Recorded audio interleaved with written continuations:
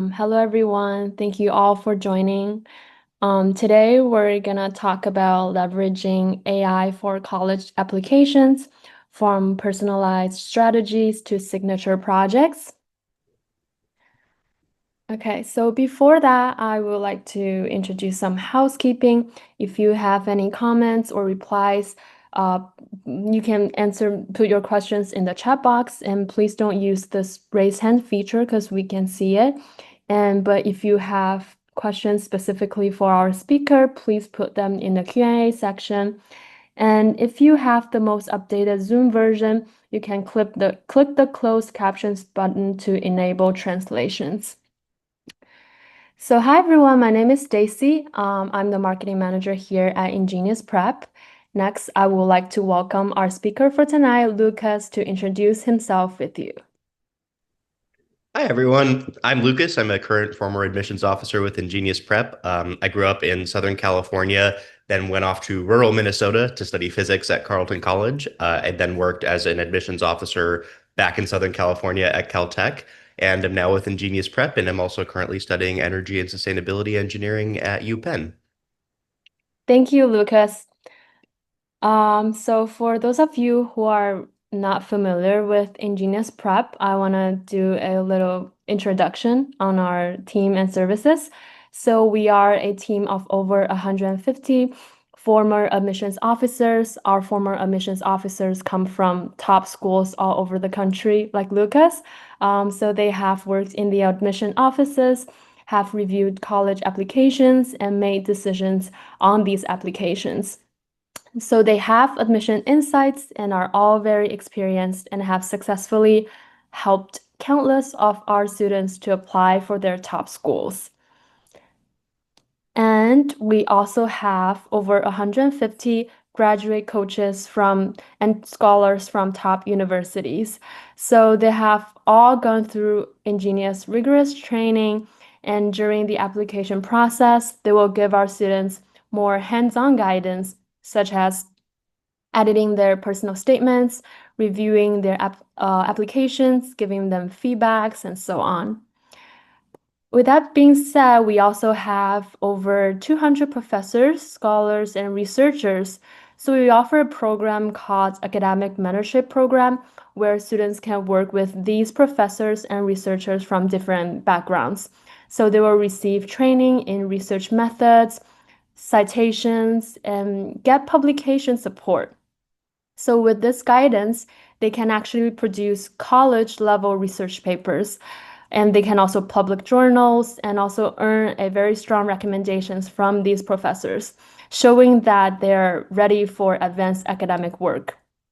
So our professors' fields cover from, you can see cancer biology, gender studies, all the way to STEM majors, political economy, majors you can think of every field. So during our academic mentorship, students will conduct personalized research project with one of these professionals in a topic of their interests.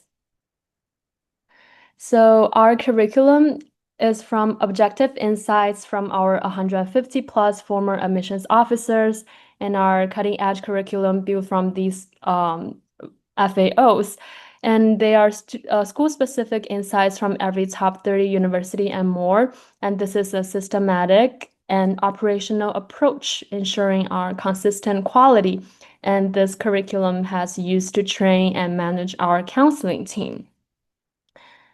So here's our admissions results from 2025. We've got 160 Ivy League and top 10 offers, 280 top 20 offers, over 1,000 top 50 offers, 1,480 top 100 offers.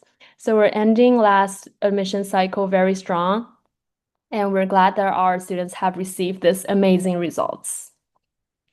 So our results have proven that our students are 7 times more likely into top 10 universities, 8 times more likely into Ivy Leagues, 75% into rich schools, and plus 10% more likely into top school with each additional year of service.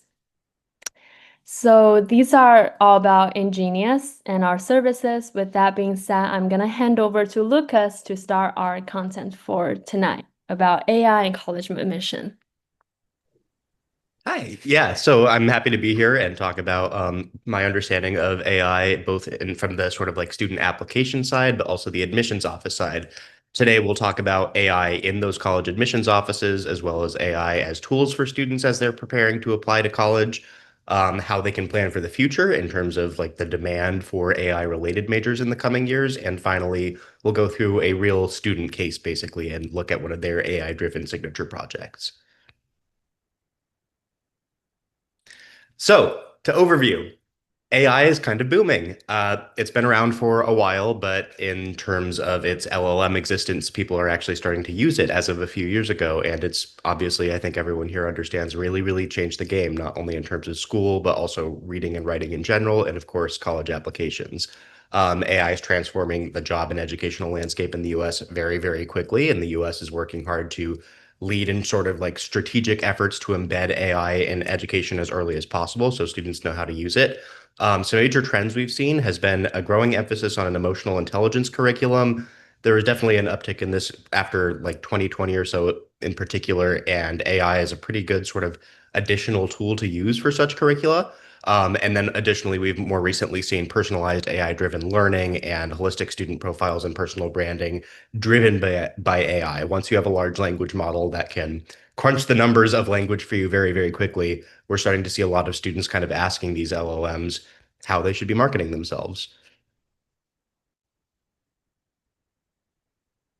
So, a true or false question. There will be an answer quite promptly. AI is already being used by some college admissions offices to screen or sort applications. I'll give people a chance to respond in the chat if they want to guess whether this is true or false. We have one true. True. I'll take three trues. It looks like people are reading the news. So indeed, some schools have already started talking about the fact that they are using AI for their own work in admissions offices. Some schools that have released such statements include Georgia Tech and UNC at Chapel Hill. So maybe it's a good idea to talk then about what work in an admissions office usually looks like. It can vary from school to school, of course, but generally it will at least follow a similar overall structure where you submit an application, and that becomes one of the many, many applications that the school has received. From there, usually applications are assigned to admissions officers according to territory. So their job is to become an expert in specific regions, whether that's within the US or abroad, that their job is to really understand the educational landscape, from something as simple and literal as transcripts norms and what a grade means, all the way to cultural and extracurricular context and what we might expect a student to have access to beyond school when we're trying to assess their activities list and stuff like that. But that's why a territory manager or other sort of regional specific read is very important.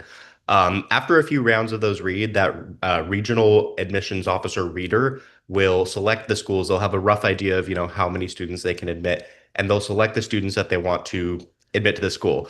That doesn't mean they're admitted yet, but it means they're getting close. Finally, there's always going to be some sort of admissions committee round where everyone who works in the office basically comes to a committee with a list of their favorite students, the ones that they think have the best argument for being admitted to their school, and they hash it out because everyone's going to come to that committee meeting with more students to admit than there is room to admit. So that's generally what the process looks like. I can say at Caltech more specifically, having worked there, that first round is called committee-based evaluation, meaning that two different people are actually reading the application at once. The territory manager, the one who's an expert in the area from which that application is coming from, is sort of driving that process, but two people are reading an application more quickly, basically to try to get a sense of whether it needs a deeper read.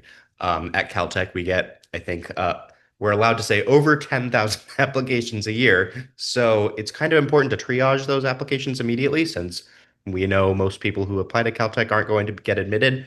So we want to immediately identify the top 10% or so of applicants who really, really need a closer read. So that's what the first round would look like at a place like Caltech. Then a unique sort of gate at Caltech would be that some of the most competitive applications are actually sent to faculty, but then faculty send them back to that same committee round, which is where most, if not all, undergrad admissions sort of processes end, is in that group discussion setting. So Some colleges are already using AI in this college admissions process. Others are not. I can say Caltech is not. I don't see Caltech doing it for a while, and that often kind of just comes down to the people working in the office and how they work best and what their values are and their understandings of current technology. So I can just say, knowing the people who work at Caltech, I don't see AI becoming a reviewing tool soon, but other schools have already started adopting it as such. So we should talk about what that looks like in the cases where AI is being used to review applications. Georgia Tech has talked about how it's used for more sort of like level technical detail, sort of screening and looking at grammar, tone, and stuff like that. UNC is basically saying the same thing, that it's a very fast sort of high level tool, and it usually will give you a good sense of the idea behind a piece of writing. The tricky thing, and it will likely become a theme in this topic, is that AI can hallucinate. It will sometimes just straight up lie. So you really don't want to rely on it for critical factual detail so much as just high level description where it can accelerate your process. And that's what these schools are doing, is trying to do a sort of like first cursory look and characterization of larger bodies of writing. Our overall takeaway here again is that colleges are using AI to streamline their process, but again, the actual sort of critical thinking and expertise that an AI doesn't have is still driven by the humans working in the office, and they are the people making the final decisions about who to admit. So next, we're going to talk about AI for students, how it can be a tool as you're developing your application and importantly, your application persona, which is something I'll define for everyone. But first, let's just talk about like in daily life, like how would we ideally be using these new tools? A lot of these will probably be familiar to you, but just to make sure we're all on the same page, some good uses for some good existing tools would include the following. We have chat-based tools like Copilot, ChatGPT, Gemini, formerly Bard, Bing AI Chat, and those are the sort of like prominent, big, large language model, like number crunching machines that you can have conversations with. It can be good at translating text and stuff like that. Dolly, I believe, is like a sub-wing of ChatGPT, but that's basically an image-based service where you're using words, you're giving it words, and it's going to spit an image back out at you. But there are other more specialized and precise ones that you might not have heard about before. I've heard of Otter AI because it can be very helpful with Ingenious Prep's services, but that's basically an AI-driven transcription tool that will listen and keep track of who's saying what. Grammarly is another one that existed before the AI boom, but they have wisely incorporated LLM powers in their sort of like grammar check and writing feedback service. A really cool tool and a good use of AI that I think is worth highlighting is Notion. This is actually a tool that I often saw students at Caltech using when I worked with students at Caltech. That was definitely a fun aspect of my job at Caltech, as the admissions office works very closely with current students at Caltech. Those students are usually giving tours and talking to people about what life at Caltech is actually like. And my job is basically to help them do so. So for example, I helped them write their admissions blog, which you can still find online if you just look up Caltech admissions blog. And the student who was basically running the whole show with me used Notion to great effect to keep track of that large project. Recently, Notion has incorporated AI abilities. And again, I think a really, really helpful tool there is that you can get work done conversationally without having to talk to someone. I think literally everyone knows that work can be stressful. Sometimes you can hit crunches. Sometimes you're embarrassed by what you haven't gotten to or what questions you have. And it's just really, really different to get to put those questions into words, but not have to ask a human. I think overall it's a great skill to acknowledge when you don't know something and the fact that that's okay and that you need help and that you're asking a human for it. But the fact remains that AI can be a really helpful tool when you kind of need help that you would otherwise be going to a human for, but probably would actually be going without getting that help at all otherwise.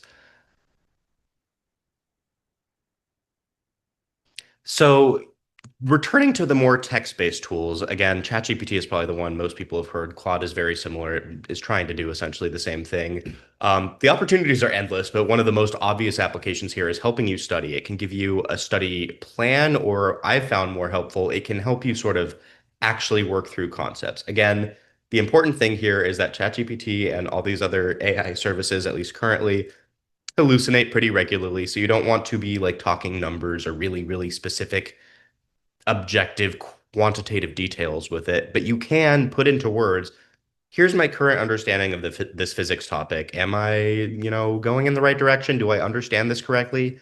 Again, you'll still want to verify because an AI, mechanism is never going to be the final authority on something like this. But that it's usually a good use to basically put something into words and have it explain a concept back to you. So again, office hours are great and a tool that any students listening to this should really learn to take advantage of. Professors are not just okay with it, they actually like it. Office hour, I'm a TA now for a class. Almost no one comes to my office hours. They are underattended. So professors, or in this case for you as high schoolers, teachers really mean it when they say come to your office hours. Regardless, sometimes office hours aren't being held, but you have a question.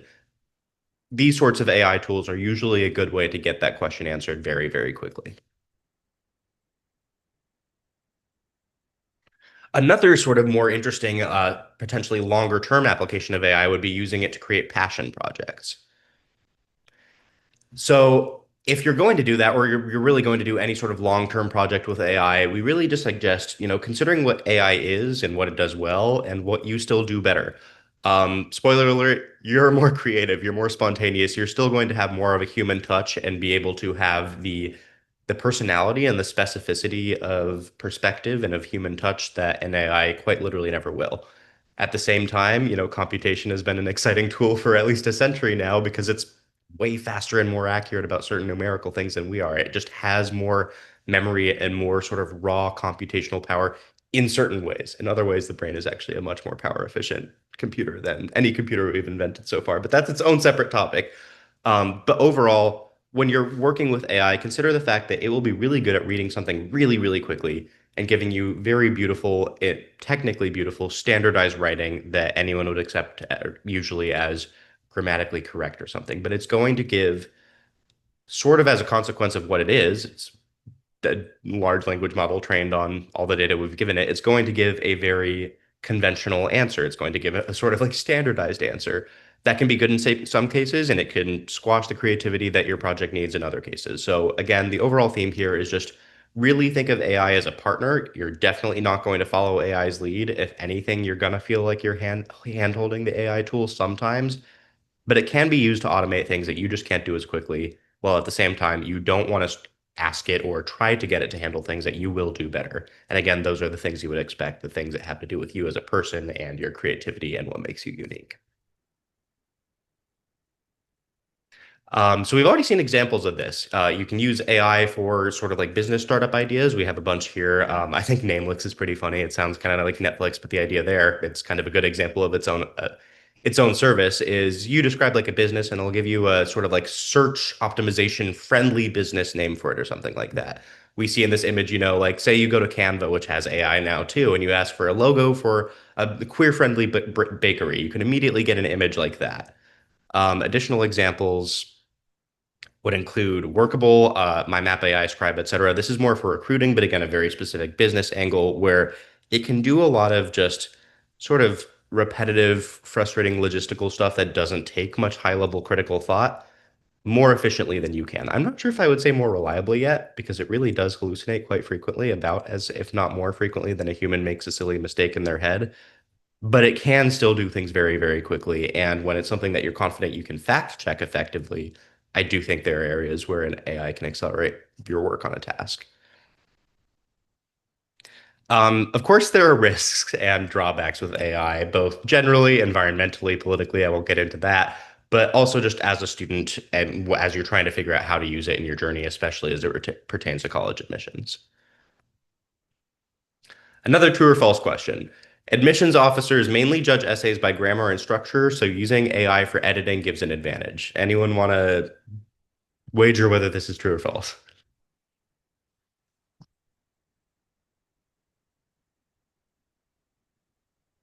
I've gotten a false. Oh, I've gotten many falses all at once.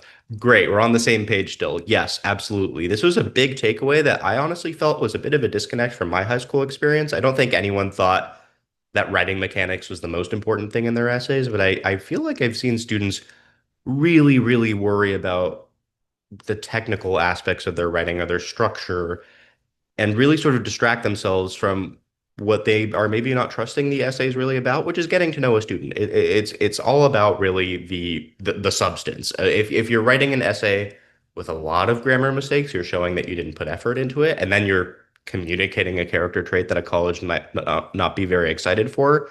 But generally, unless they're telling you, unless you're, applying to a creative writing program and they're asking for a creative writing sample or something like that, they're interested in content, not mechanics. So I really wouldn't feed your writing into ChatGPT and then just copy paste. In fact, copying and pasting is essentially plagiarism no matter whatever it gives you back, because it'll change grammar in ways that probably won't improve your application angle much, but it will also probably try to smoothen out your language and your word choice in a way that, again, makes you sound like a large language model. You don't want to write an essay that sounds like the mathematical average is not the right word, but average of all human writing thus far when you're trying to differentiate yourself in a college admissions pool.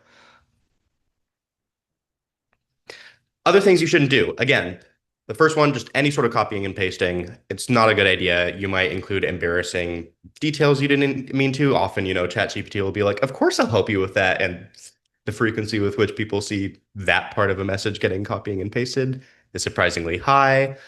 You also don't want to use it to explain something really important that you need to understand. Again, I've been in class and my understanding of a redox reaction is this. Does that sound about right? Is it better use for ChatGPT than something like, I need to write an essay on this book that I haven't read. Can you tell me what I need to know about the book? Again, because it's just not going to be as detailed. You're not going to get, in case this part isn't obvious, you're not getting the critical thinking skills and reading skills that you're supposed to be getting as you're actually doing the assignment. And again, you don't really want to trust something that can hallucinate with such wide things as tell me what happened in the book. What if it makes up a plot point? And again, kind of lastly, just critical thinking overall. There are things that we can do still more uniquely and more creatively than ChatGPT or any other AI service. And as I'm sure most of you, if not all of you, understand, differentiating yourself and coming across as unique is one of the most important things you can do in a college application. So just another out of many moments that I'll say this evening, I'm just going to say you don't want to give AI too much power in your college admissions like journey, or it'll make your application sound like everyone else's. Overall, again, your takeaway needs to be that you need it to have like writing that exists. You can give it stuff and ask for feedback. You can ask for ideas. You don't want to ask for content. So, there are also things that an AI is just really not going to do well. And one of the most important ones, perhaps the most important one as it pertains to your college application, is coming up with your application persona. So, as Ingenious Prep discusses it internally and with our students, an application persona is basically your unique sort of like one sentence brand, the way that an admission officer will talk about and remember you. Um, this is a great way to think about it. This is something that was kind of already starting to stand out to me as I worked at Caltech, which was, hmm, even if some students are really impressive and have a wide range of accomplishments on their application, it's often the ones that have a really thematic, coherent narrative to them that get the farthest. And that's I mean, that's kind of just a function of what selectivity means when you're looking at a school as selective as Caltech, is you will have more students who are qualified for the work than you have room to admit them for. So it becomes about how well you make your case and your specific fit for a place like Caltech or any school. And that's where the application persona comes in. Basically, you want to make sure that the personality traits, the goals, the values, and the skills that you're communicating with your application are consistent, thematic, coherent, so that when coworkers are, coming back from a lunch break or something like that, and they're chatting with each other, sitting down for another 4 straight hours of committee or something like that, they're saying, "Oh, are you going to present, North Dakota skiing kid next, like the robot ski kid or something like that?" Just literally just a few words, specific words, a unique combination of words, but a really short idea that will capture who you are as a sort of log line. You can think like a tagline for a movie or something like that. Just a good sort of, to be honest, a memory tactic for an admissions officer to think about you and remember you as you hopefully continue to stand out through their reading process. So examples of an application persona would include something like multilingual public health campaigner bringing science and culture together. Again, basically the idea is both like what's unique about you, but also what are you trying to do, both with your current skills and the skills that you're trying to gain from the school that you're applying to. So it's essentially branding, in case this part isn't clear yet.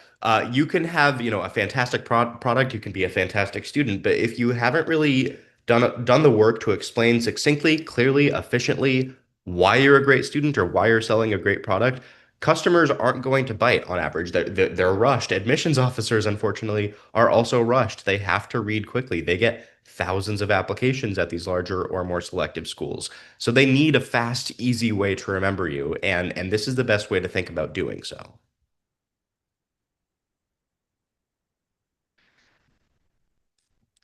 Kind of backing up what I'd said earlier, but admissions officers from various offices kind of all agree on this. The idea is that when you're reading an application, you're not just looking for impressive parts, you're looking for an impressive whole. It needs to sum up to something coherent and makes sense.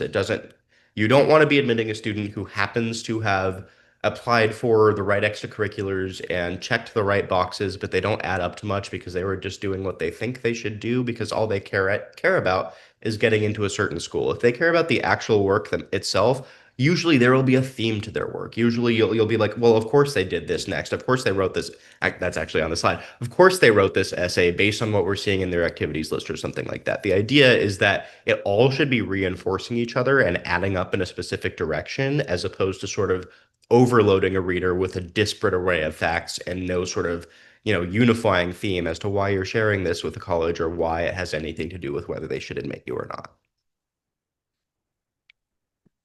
Overall, there's one thing that you remember here about the application persona. It's that if the admissions committee is going to remember your application, they will need to be able to summarize what distinguishes you in just a few words. It's just how conversations work. Ultimately, admissions offices are offices full of people, coworkers who have, hours that they work, hours that they don't, limited energy, limited time to read essays, and human memories. And the better you understand those people on the other side of this process, the better you can position yourself to come through the other end in the way that you want to. Moving on to more sort of like application persona ideas or examples, just to give a sense of like the right balance of detail, but also clarity. You could say that you'd want to be able to look at an applicant's application and say something like, based on what Matt sent to us, if someone asks, who was Matt again? Who did we just discuss? I would just say something like a talented fencer and recognized coder who uses computer science to assist people with disabilities, or relentless intellectual committed to creating sustainable cities across the United States through engineering, architecture, and environmentalism, or multilingual public health campaigner bringing science and culture together. I'm sure you're all noticing there are multiple distinct, simple but distinct and specific ideas in each application persona, and they're combined in a meaningful way. That's sort of one of the overall application persona approaches that we see and that we help students work through, which is a sort of interdisciplinary, it sort of grew out of CS plus X because computer science is so applicable to everything. And so selective generally, so hard to get into as a school that it started to emerge as a strategy that you need to find a field that you want to apply computer science to.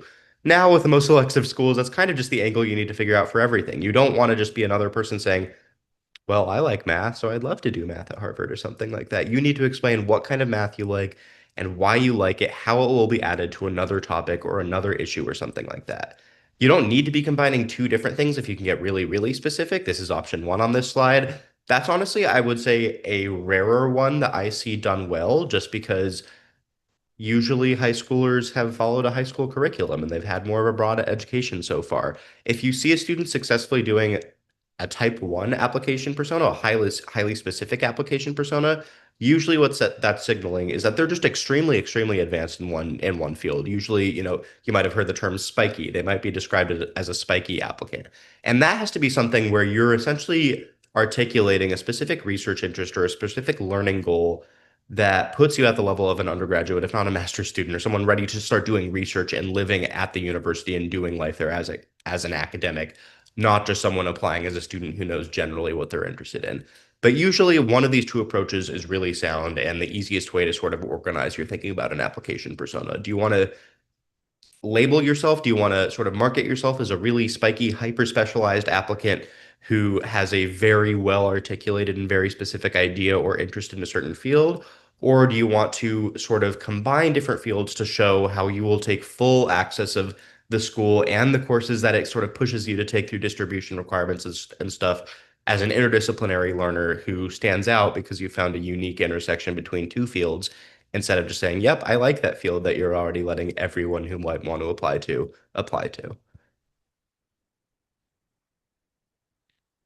Here's an example of a student's activities list and the application persona going on. I'll give people a second to read it. I just want you to think about basically how the activities list reflects the application persona, which again should be coming from every piece of the application, not just the activities list.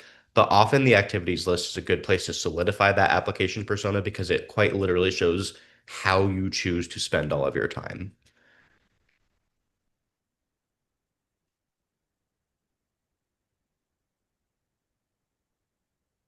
So I'm assuming people are noticing a lot of group work, a lot of business sort of activities. This lends itself well to an ed tech entrepreneur who wants to work with people and work in the field of business. You see a bit of technical experience, you see AI and the application persona.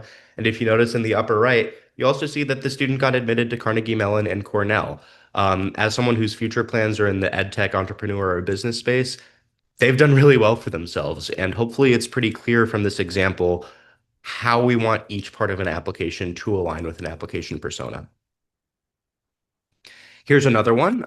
This person ended up getting admitted to Harvard, Yale, and Princeton. You can read the application persona at the top and take a look at the activities as well as honors on the bottom.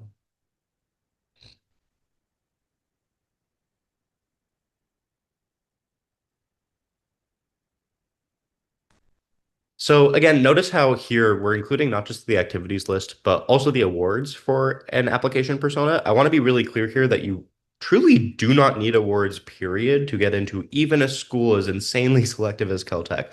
Often students getting into Caltech have awards because they've grown up in an environment where they would have access to competitions, and if they're Caltech material, they're likely placing near the top.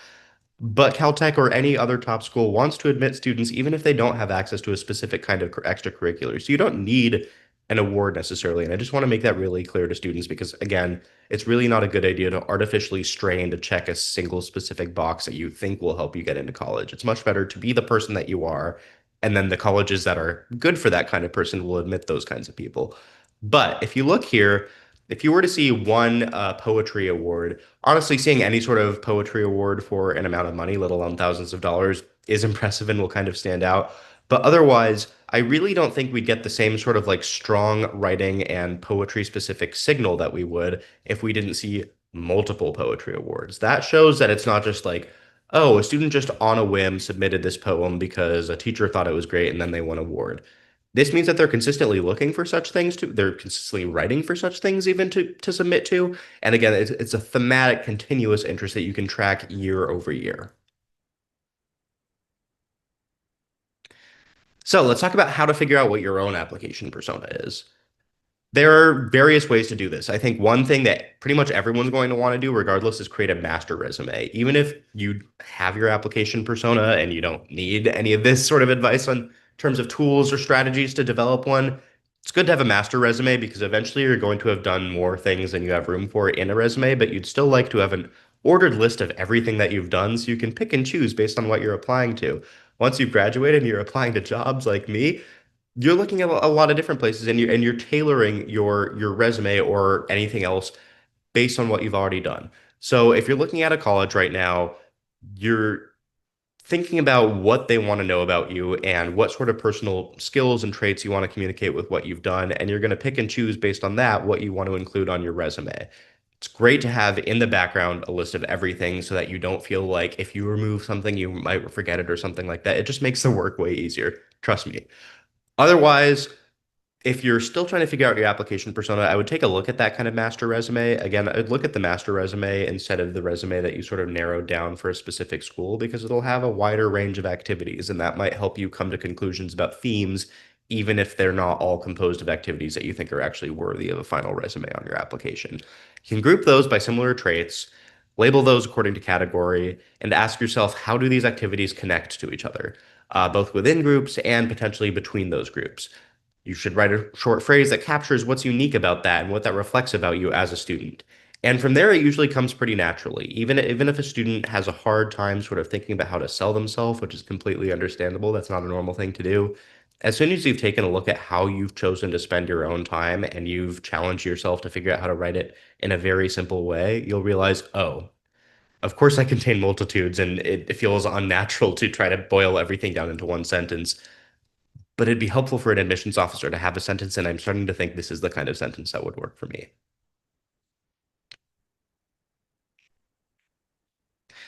As you've seen previously in the previous examples, the app activities that you select and the order in which you present them, and even the way that you write about them and the tiny little description blurbs that you get can all add to your application persona. As you're selecting your activities, especially if you're earlier on in your high school career and you're already figuring out your application persona, you can more naturally support that application persona. Again, it's usually best to kind of have an idea of what you're trying to do and pursue opportunities to get there than it is to sort of done high school and then as a senior realize, oh, I want to go to these really, really great schools and they're really selective, which means I need to put together a great college application and that means I need a narrative. Let me look in retrospect and try to fit everything that I've already done into a sort of coherent narrative. It can be done, might even be how most people do things, but you're here now, so I'm telling you it will likely go more smoothly if you have the application persona in your mind earlier, like literally as early as your first or second year of high school, and are thinking about what activities and what ways to use your time that you can choose to add to that persona as you move through high school. There are many sort of like, again, deep character traits that you can convey through an application persona, and often admissions officers are literally trained to try to find evidence of those character traits. At Caltech, for example, you can literally look up Caltech. What does Caltech look for? And Caltech very helpfully and transparently has a website that says what we look for, and it lists some personal traits.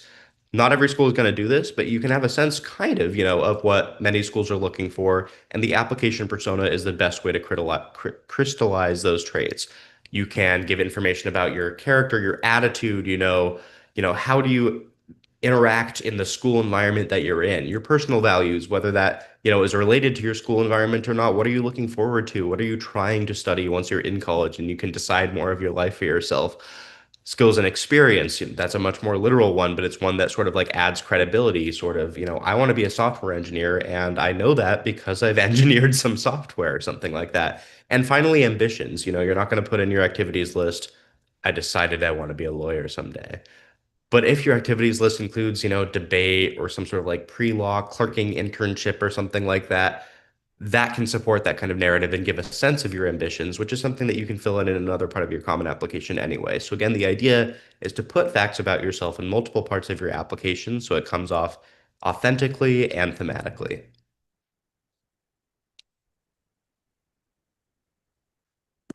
So when an admissions officer is evaluating an application persona, not that they're going to do so explicitly usually, but they will be subconsciously thinking about the students who are most competitive because by the time you've brought a student to committee, you've read their application multiple times and have been thinking about them likely for weeks, if not months.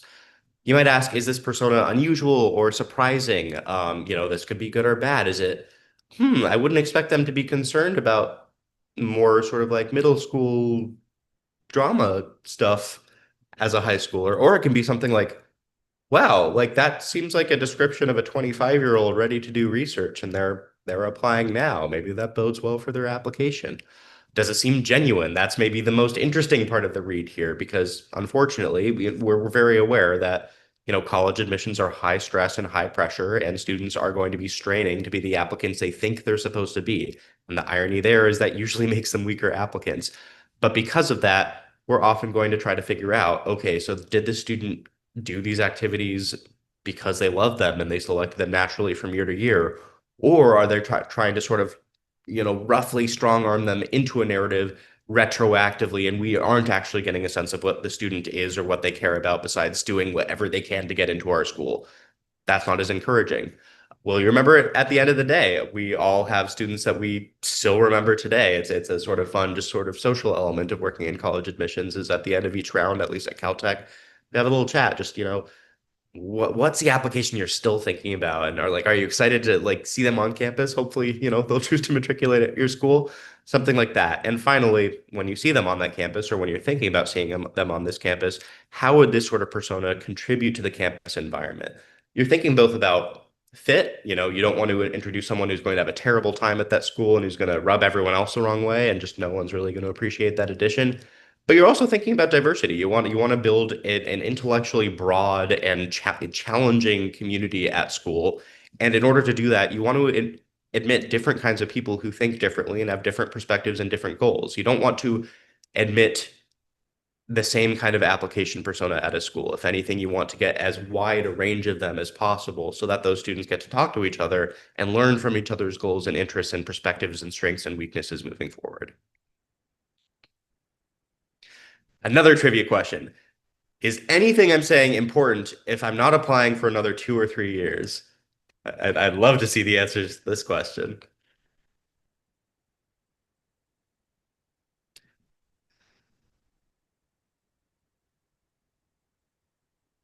I'm very glad to see that at least two people so far feel like this is worth it for them, even though they're not applying immediately. I would strongly agree. If anything, I'd say it gives you more time to act on what I'm telling you. AI is just going to become a bigger topic moving forward, and both in terms of the sort of programs you can be applying to, but also the aspects behind the scenes that are impacting how you apply to a school in order to, again, have a strong application persona, whether it has to do with AI or not, you want to have a sense of the AI early on, of that application persona, AP, I guess, application persona early on, so that you can be making your choices as you go through them in a way that authentically supports that persona instead of trying to artificially fit everything together after the fact. Now we're going to talk a bit about the future, what AI looks like moving forward in colleges and the job market and everything else. There are some schools that are already starting to produce majors related to AI. They're often pretty new, but they're very exciting. A big sort of takeaway here would be that not many schools yet have a very comprehensive AI program, but there are a few schools that are starting to specialize in certain fields. For example, one general AI related area would be, general AI scientist or engineer. You're just really in the weeds doing the technical work to build the next LLM or, hopefully not an LLM. Schools such as Cornell, Columbia, or Rochester Institute of Technology already have programs that sort of represent this kind of ambition. I'm sure many of you already are aware or think of, Cornell or Columbia as like relatively strong Ivies for engineering. But RIT is also a pretty innovative and research-oriented, tech-leaning institution, and they're making big strides in terms of what they offer undergraduates in terms of AI education. You can also go into sort of a more AI ethics and policy angle. That's more of, an existing field in that law and public policy have always been things, but now we have a very new and important technology to make law to shape our public policy around.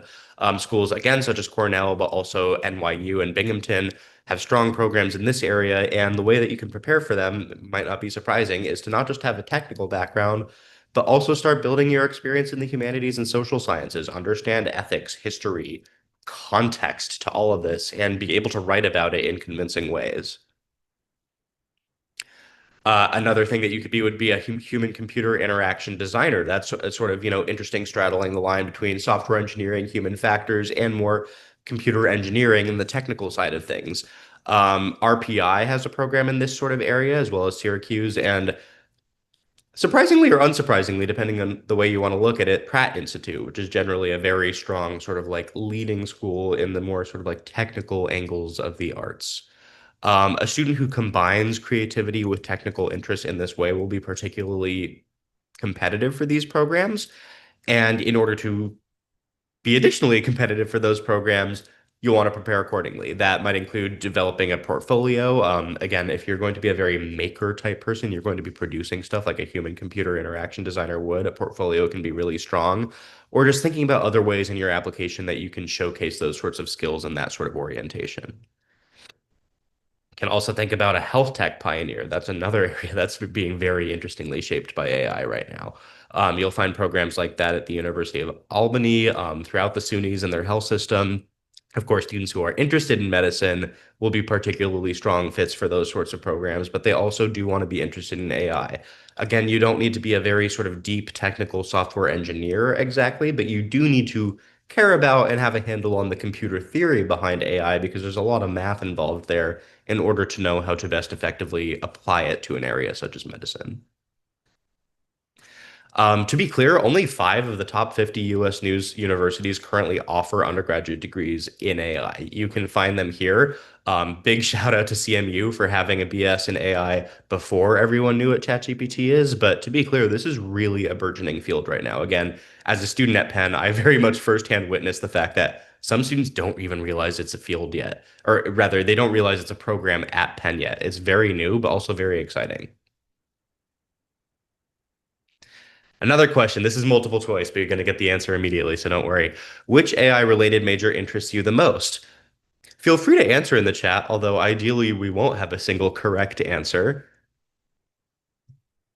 But moving on, you should think about how that relates to the schools we're about to talk about, because some of these schools might be good fits if you have specific AI ambitions. So we can talk about Penn again, my current home institution. That's the Ivy League's first undergraduate AI degree. It integrates CS, cognitive science, and ethics. I would again also say that at schools such as Penn, with sort of well, shall we just say that Wharton exists at Penn, and that's considered a very good business school. You sort of want to consider the overlaps and strengths at a school that you end up at. For example, I am a renewable energy engineer type person. I'm not much of like a business MBA type, but I recognize that Penn will give me opportunities to look at sort of entrepreneurial or tech startup overlaps that would be really, really helpful for what I'm interested in. So at Penn, you're basically you have an AI degree and you have one of the world's best business schools right there as well. What might you want to do with something like that? Rice also has an AI degree. I think that's even new. Yeah, that is even newer. That's just launching this year. That's going to be a little more technical and a little more theory driven. Honestly, I am neither at Rice nor have existed much longer than the Rice program has since it's pretty new, but that's what we know about it so far. And again, it's basically just launched this past fall. CMU, but generally considered, a leading computer science school and the one with that 2018 AI major. Not super surprising to see here. What you'd want to consider is the fact that it's basically a pioneer in the field. It's not just really good at and currently really excited about AI and whipping up a major as people get excited about it. It's been sort of, acting like it's a big deal since before a lot of people even realized it. So CMU will again have pretty strong roots in both theory and application and the idea of just getting like genuinely new ideas into practice. USC, if you're more into the Southern California vibe, has new recent BSs in artificial intelligence or AI for business. Again, there's an AI plus business application there. And you want to think about the fact that there are intentional overlaps there. You're going to often see AI have synergy with computer science or with business or, something much more interesting like environmental health, predicting wildfire patterns or something like that. But you want to think about overlaps between fields. Or you want to recognize that you're not interested in that and you just want to major in AI. And then you should note that USC is one of the few schools to have a standalone AI degree. Then we have Purdue, another really leading engineering school. They have a BS or a BA in artificial intelligence. You can read up what that's like. My quick advice there is a BS versus a BA kind of depends on the school, so I wouldn't read too much into that kind of degree there. But Purdue focuses a lot on algorithms, software systems, ML, stuff like that. So it's going to be again, a more technical and theory-driven AI program relative to something like, for example, Penn's. Other schools that have support for AI but don't necessarily have existing full-fledged programs for them yet are presented here. We have Harvard, which has AI related courses. It's extremely selective. Princeton, also extremely selective, has dedicated AI and ML REU program pipelines and a pretty like interdisciplinary leaning AI lab. Columbia, I'm going to stop noting the fact that these are selective schools, has a sort of like university-wide sort of like research network to help people understand what other people are doing at the school. Because again, AI has a wide range of applications. You might not realize who's doing what in what department that you never interact with. And Stanford, another sort of not surprised to see here, similarly to CMU, Stanford's usually a pioneer in the computing space. It has a Stanford AI lab. We've definitely seen a lot of both undergrad research and independent projects. Also has a symbolic systems major, which is sort of bordering on AI, but in a more sort of like liberal arts, what does this all mean direction. But it's not a school to discount just because it doesn't have a standalone AI program. Yale. Some students, I think, mistakenly write off Yale because they're like, okay, when I think of science and Harvard, Yale, Princeton, I usually think of Harvard or Princeton first. That doesn't mean that Yale's not doing anything in that space. And in terms of AI specifically, it has the structural advantage is that you can start doing research really early at Yale, and AI is a very burgeoning field. So if you really kind of want to jump in right now as things are really starting to get developed, Yale is going to give you a pretty quick on-road to that kind of work. MIT, another probably not big surprise. You got a lot of research there. MIT and Caltech, and probably like Harvey Mudd, from my perspective, having worked at Caltech at least, are probably the leaders for undergraduate research access in any STEM field that the school chooses to cover. At MIT, you can do really, really hands-on stuff also really early on in your career. Lastly, we're going to take a look at a student case, what AI looked like for them. So we had student Jay. He was working with our FAO Matt, who had his BA from Grinnell and then worked at U Chicago. Also, their graduate coach, a PhD student at Northwestern, and they were interested in biology. They were part of a biotech club. They had a strong GPA, hadn't taken their SAT yet. That was basically what was going on. They were a high school student, they were doing well, and they had an interest.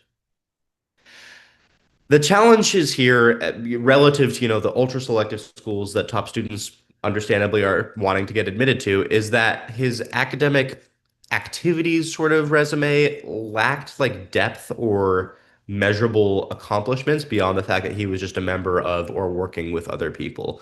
He also needed to work on his writing in order to basically help make sure his application persona came across clearly. And that's exactly what Ingenious Prep is good at helping students do. Um, First, and one of the biggest things we're always talking about is interest codification. How do we make sure that there's evidence that you're into this and that you've done stuff about this? In student J's case, that meant starting a signature project, which was developing an AI platform using clinical dermatology to advance skin cancer research.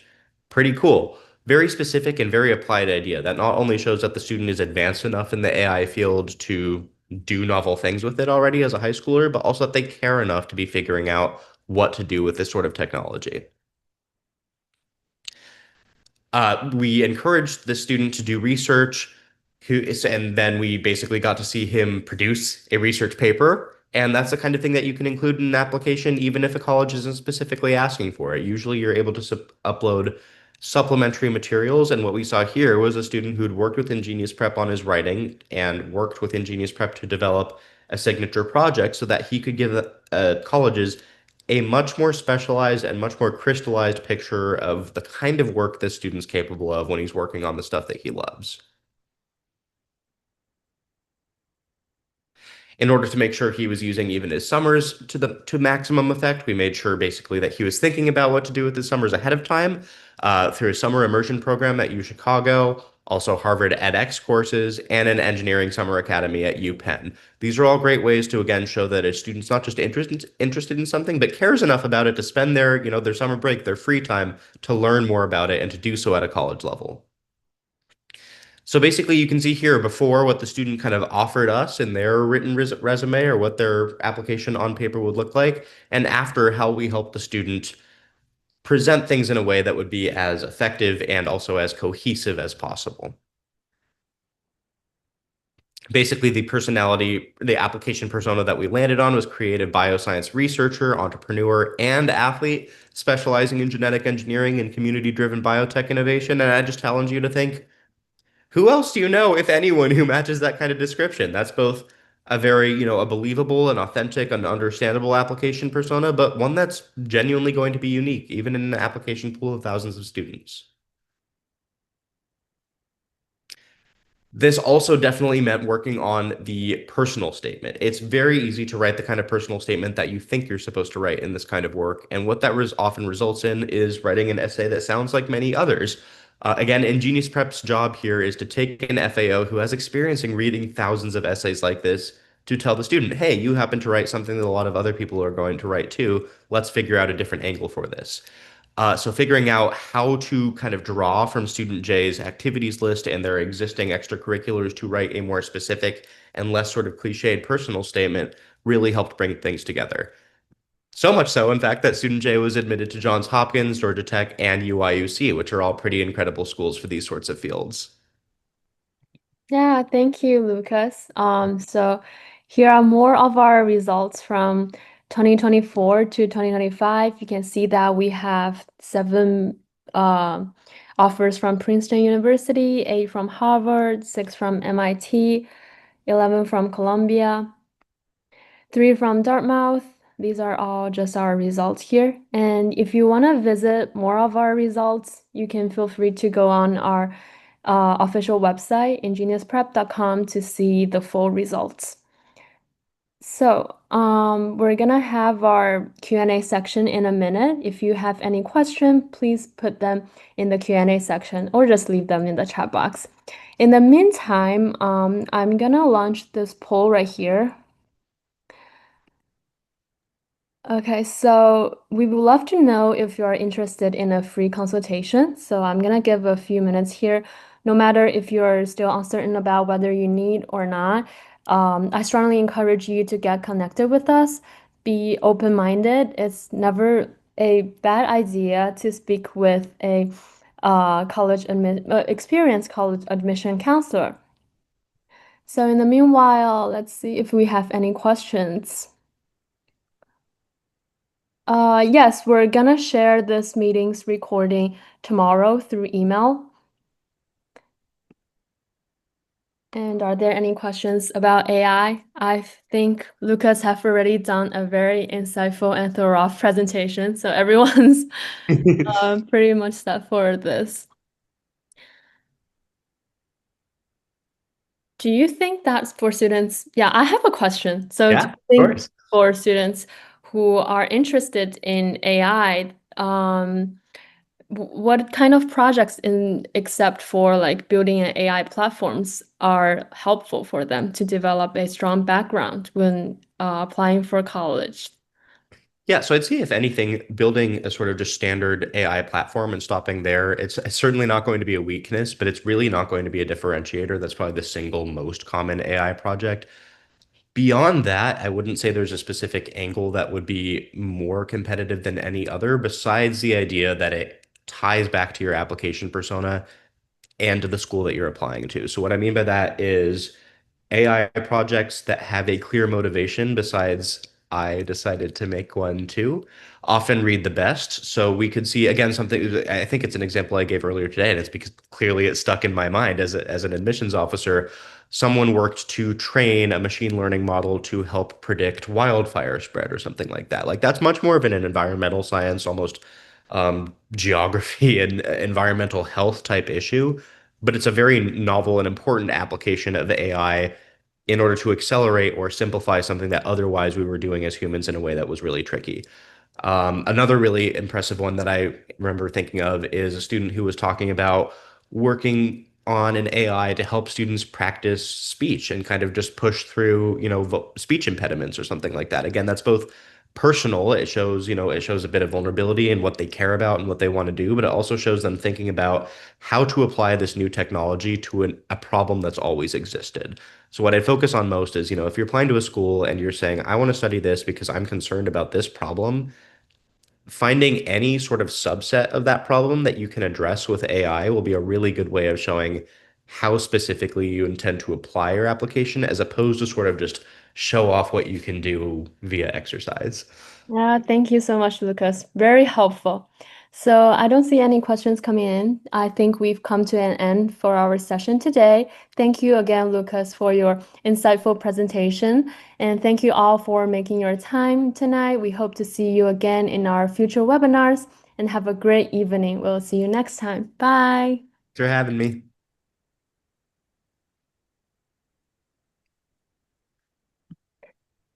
Bye, Lucas. Bye. Have a good night.